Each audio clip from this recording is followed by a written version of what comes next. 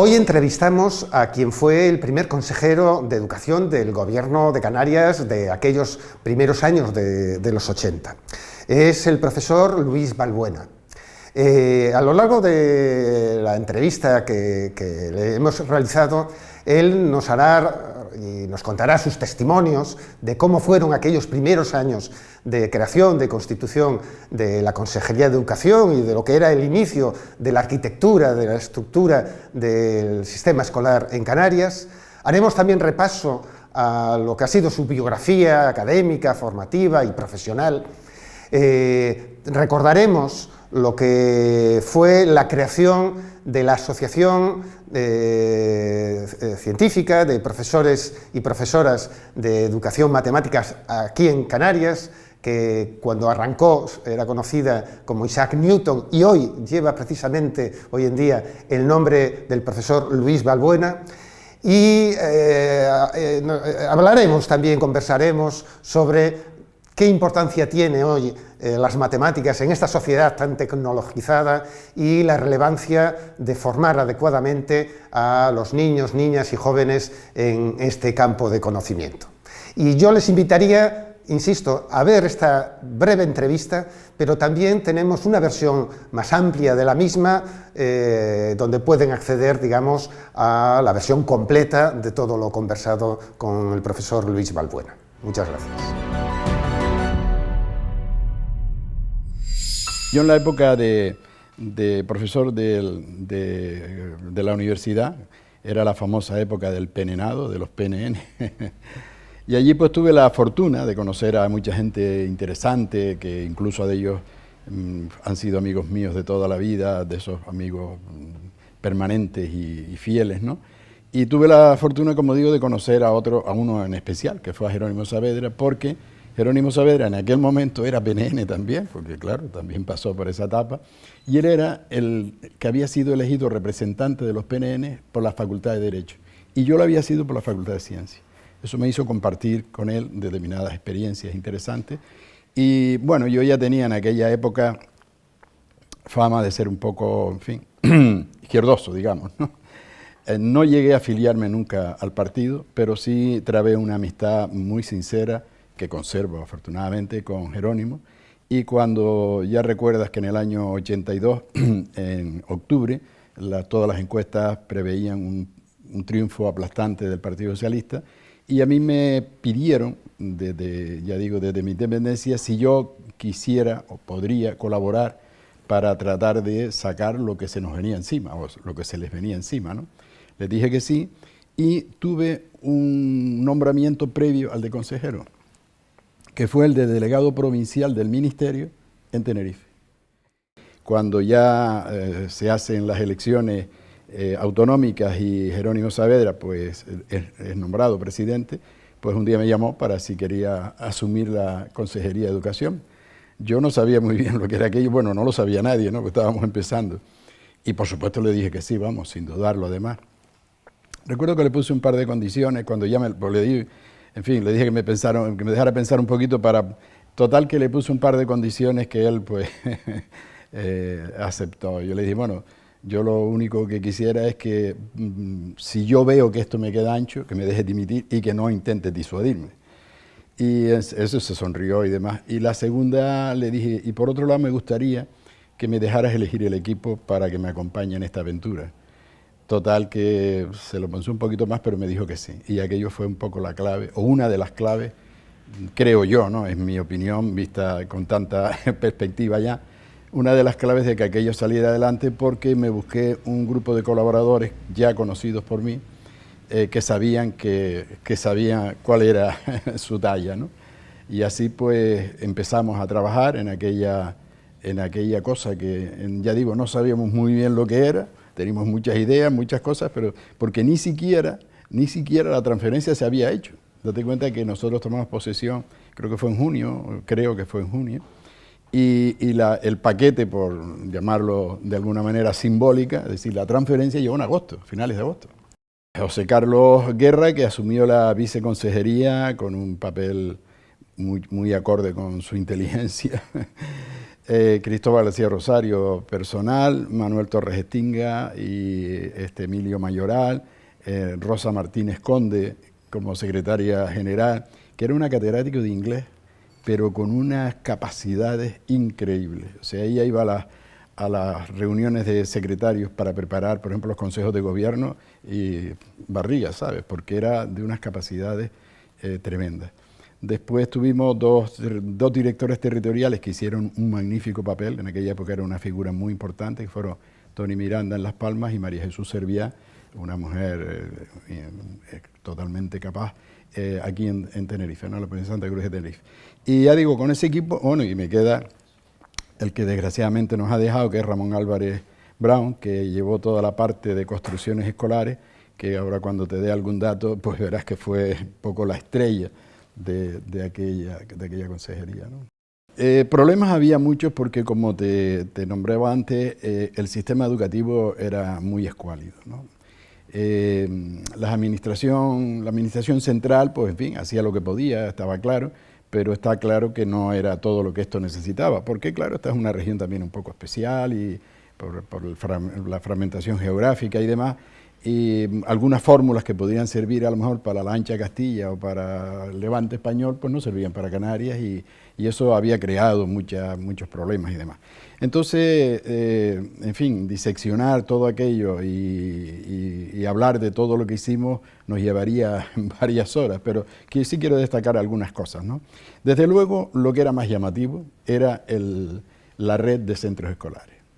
No solamente ya por la escasez, sino además que ya tú sabes que en aquella época el ministerio tenía que hacer 8 colegios, encargaba en Madrid a quien fuera hacer un modelo, y ese modelo se llevaba lo mismo a Cáceres que a Galicia que a Canarias, y eran todos los centros iguales. Entonces, una de las cosas que hicimos inicialmente fue hacer que los centros se adaptaran, es decir, hechos aquí por estudios arquitectónicos de aquí, adaptados a cada sitio en el que se iba haciendo, ¿no? Pero, claro, lo más grave era la deficiencia, la falta. No quiero cargar con muchos datos, pero sí algunos significativos. Por ejemplo, en la ciudad de Las Palmas de Gran Canaria había una escasez tan grande que había como miles de estudiantes que estudiaban en centros de doble turno, e incluso había uno que recuerdo que se llamaba 29 de abril, que era de triple turno, o sea, mañana, tarde y noche, porque no había puestos escolares para... Entonces hicimos un plan de construcciones escolares que contó con el apoyo unánime, bueno, en primer lugar de Jerónimo Saavedra, como es obvio, ¿no? Pero aparte de eso, todo el equipo todo el equipo del gobierno, ¿no? Para acabar con aquella situación. Y yo a veces doy el dato y hay gente que lo pone un poco en duda, pero créanme que es verdad. Entre colegios nuevos, colegios que reformamos, colegios que ampliamos, etcétera, nosotros hicimos 302 colegios. Son muchos colegios para 4 años. Y se daba la circunstancia en algunos casos, en algunas ocasiones, para que veas un poco la intensidad y el calor y el ardor que pusimos todos en sacar esto adelante, de irme yo en el famoso Jet-Foil a las 7 de la mañana para Las Palmas para ir a un consejo de gobierno y venir de la consejería, de la parte de la Dirección General de Construcciones, con un proyecto hecho durante toda esa noche para yo llevármelo a Las Palmas y poderlo presentar en el Consejo de Gobierno. Eso se dio más de una vez. Los movimientos de innovación que en aquel momento tenían un papel tan importante, recordemos las escuelas de verano, por ejemplo, el nacimiento de la Sociedad de Profesores de Matemáticas, profesores de Ciencias Naturales, profesores de Historia, en fin, que había una especie de ebullición con ganas. Yo lo noté en las muchas visitas, yo visité todos los municipios que había, y en todos ellos notaba unas ganas de salir adelante por parte de las autoridades municipales, por parte del profesorado, y yo creo que se convencieron los que no estaban muy convencidos de que esto pudiera ser bueno, que la descentralización fue buena.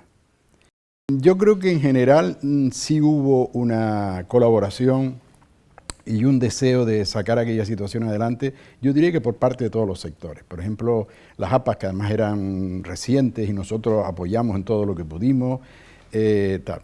Hombre, era su papel además, los más críticos con todo lo que nosotros hacíamos, obviamente eran los sindicatos, pero bueno, hay que tener en cuenta algunos detalles, uno de ellos importante, y es que todavía pues no se habían celebrado elecciones sindicales y entonces, claro, los sindicatos pues intentaban darse a conocer y denunciaban los muchos problemas que había. Algunos de ellos, que ellos nos decían, nosotros intentábamos resolverlos y otros pues eran de muy difícil solución, ¿no? El caso es que a pesar de no haber elecciones sindicales, nosotros manteníamos reuniones frecuentes, no digo periódicas porque no eran periódicas, pero sí frecuentes con los sindicatos y cada vez que a ellos les parecía que algún tema merecía la pena discutirlo, pues nos reuníamos y bueno, unos eran más catastrofistas que otros, porque ya se sabe que en este tipo de cosas pues se intenta hacer ver que la situación va fatal y que, en fin, y que un poco ellos pues pretenden resolver esos problemas, y era verdad que había muchas cosas que estaban mal, pero yo creo que en general, incluso yo hoy recuerdo eso con una cierta nostalgia, ¿no? De tener que luchar casi, a veces dialécticamente con este tipo de cosas. Estábamos partiendo de cero, o sea, aquí no había nada, esto era una tabla rasa, ¿no? Todo lo que se hacía antes de estar nosotros venía del ministerio y, en fin, era una cosa que ya sabíamos cómo era, ¿no? Por lo tanto, nosotros cuando nos hemos visto, en fin, de todos estos años siempre nos hemos sentido satisfechos de lo que hicimos. ¿Que se podrían haber hecho más cosas? Sí. ¿Que se podrían haber tomado otras medidas? Sí, por supuesto, pero claro, lo que intentamos que era resolver el problema de la mala escolarización y transmitir al profesorado una ilusión por el trabajo y un prestigio de la escuela pública que lo tomó en esa época y demás, pues yo creo que eso sí lo logramos. Ten cuenta, por ejemplo, que pusimos en marcha los centros de profesores, ¿no? Que es una fórmula de apoyo al profesorado que ha dado muestras de ser completamente eficaz y que siguen vigentes. No, hay muchas cosas que fueron irreversibles, ¿no? Toda la política de comedores y de transporte escolar, que era un medio caos anteriormente. Te puedo decir, en fin, ya digo, lo digo sin petulancia, que yo no soy nada petulante, pero sí te puedo decir que nosotros pusimos en marcha proyectos que otras comunidades nos pedían para tratar de llevarlo a otros lugares. El que más recuerdo ahora mismo es el de educación compensatoria, porque trataba de compensar precisamente aquellas zonas que habían sido más deprimidas educativamente, tratar de compensarlas con medios, con recursos, con profesorado, etcétera, ¿no? Y apoyar a las personas que habían pasado por el sistema educativo y que no lo habían podido aprovechar por circunstancias muy diversas, ¿no? Otra medida que nosotros tomamos y que también nos pidieron datos fue que había una costumbre ancestral en los colegios de primaria de que uno de los maestros o maestras pues se dedicaba a toda la parte administrativa, porque claro, eso es un trabajo que hay que hacer, y era, en fin, no se podía poner a cargo solo del director o del que fuera, ¿no? Y entonces conseguimos crear la figura del administrativo en los colegios de primaria, cosa que parecía un disparate, hasta que yo le dije al consejero de Hacienda, digo, mira, la alternativa es un funcionario que se dedica a eso en plan administrativo o un maestro que lo haga, tú me dirás. Esa historia es muy bonita también, muy bonita por la trascendencia que luego tomó lo que fue una idea de 4 profesores, ¿no? Estamos hablando, fíjate, del año 1977, pues a principios de curso. En fin, nos conocíamos 4 profesores que estábamos en los institutos porque ya nos habíamos conocido en la universidad, teníamos una buena relación y la seguimos teniendo, como es obvio. Bueno, desgraciadamente 2 de ellos han muerto ya, pero una tarde quedamos en mi casa a las 5 de la tarde, como las buenas corridas de toros, ¿no? Antonio Martinón, Ángel Isidoro, que fue rector de la Universidad de La Laguna, sí señor. Antonio Martinón, Ángel Isidoro, Manuel Linares y yo. ¿Cuál era el motivo? El motivo era que los 4 en aquel momento estábamos dando clases en enseñanza media. Y era un desasosiego tremendo ver cómo le costaba a los chicos el llegar a las matemáticas, cómo observamos que en algunas cosas la base era como muy deficiente y era una desesperación, ¿no? Porque nosotros intentamos hacer lo mejor posible, pero nos encontrábamos con ese problema. Entonces, claro, empezamos a hablar de ideas que se podían hacer, que si hacer equipos de trabajo y tal. Y al final, pues se pone sobre la mesa la idea de crear una sociedad. Bueno, aquello nos pareció que podía ser la solución, porque claro, decíamos, si nosotros 4, creamos un equipo de trabajo y mañana vamos a la inspección o al cabildo, a quien sea, a proponerle nuestra idea y llegamos a razonar de la siguiente manera. No es lo mismo que vayamos nosotros, 4 locos ahí, a decirle, mire, es que detrás de nosotros hay una sociedad que tiene 500 socios y que están esperando que esto se haga. Y claro, vimos que era una diferencia notable. Y entonces, en una tormentosa tarde de noviembre, pero tormentosa que yo creo que aquella tarde hubo un delta, un precedente del delta, una tarde de viento, de lluvia, una cosa horrorosa. Y cuando habíamos convocado a los colegas, además en el Viera y Clavijo, para reunirnos y hablar del tema, y yo esperaba vernos allí los 4 de nuevo, resulta que llegamos y estaba un aula completamente llena de colegas, pues deseosos de caminar adelante con este tema. Yo recuerdo haber ido a un congreso, un congreso que no sé si se sigue haciendo todavía, hispanoluso de matemáticas, que en aquella ocasión fue en Cantabria. Presentamos la sociedad, bueno, nos despidieron, bueno, nos sacaron a hombros porque no estaba permitido, ¿no? Pero fue una idea que fue muy bien acogida. Pronto surgió la idea de crear la federación. Bueno, a todo esto, de Sociedades de Profesores de Matemáticas.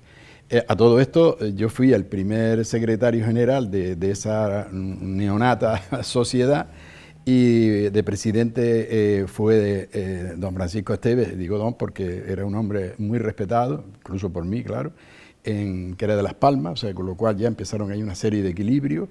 Y ya te digo, la sociedad inmediatamente se vio con 500 o 600 socios y con un entusiasmo tremendo para participar, porque claro, ya se sabe que en estas cosas hay un equipo que es el que lleva toda la gestión, pero luego cuando se llama rebato o se llama tal, jornadas de 200, 300 profesores de toda Canarias, ¿no? Bueno, el caso es que nace la idea de hacer una federación española y se consigue en Sevilla, nos reunimos, y me convierto también en el primer secretario general de esa federación española. Y efectivamente trabajamos ahí como jabatos, el presidente Gonzalo Sánchez Vázquez, que era de Madrid.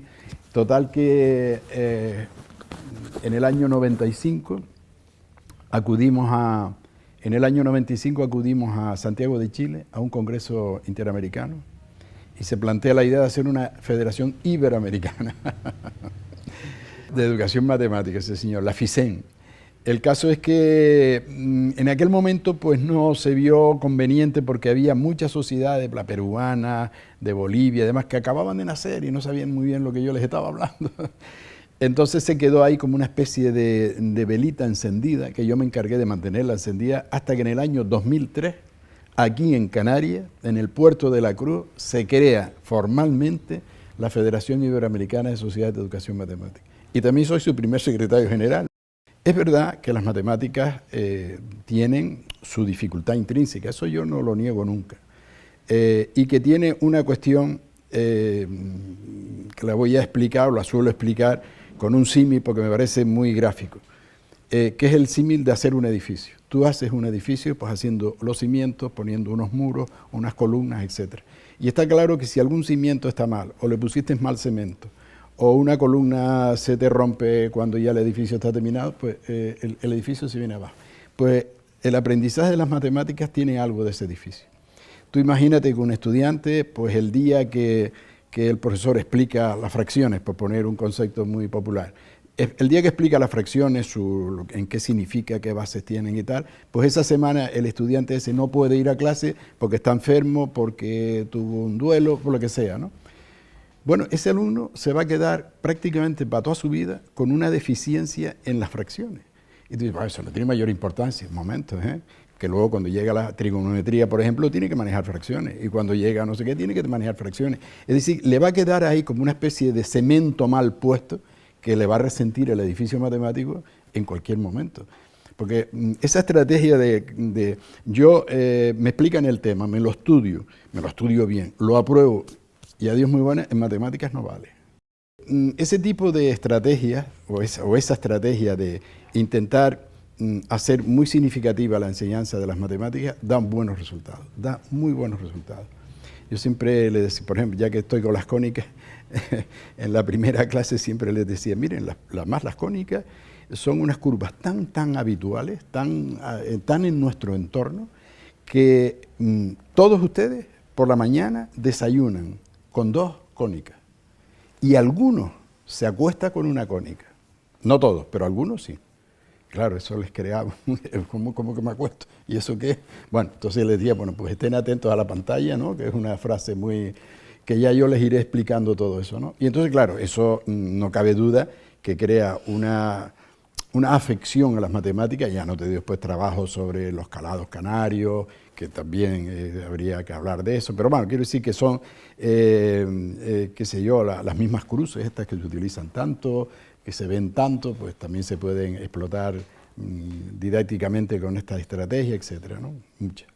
Yo siempre, alguna vez que me hacen estas preguntas en radio y demás, digo, mire, si no fuera por las matemáticas, nosotros no podríamos estar hablando por la radio, porque las matemáticas surgen porque hubo un individuo que se llamaba Isaac Newton, junto con Leibniz, que descubren una herramienta matemática, que es la derivada, que es la que ha permitido llegar a lo que tenemos hoy. Si ese concepto no se hubiese inventado, estaríamos todavía, pues no sé, desde luego transmitiéndonos por humo, ¿no? Pero por poco más, porque todo esto se ha desarrollado gracias a que las matemáticas sirvieron para resolver un montón de problemas tecnológicos que estaban ahí parados.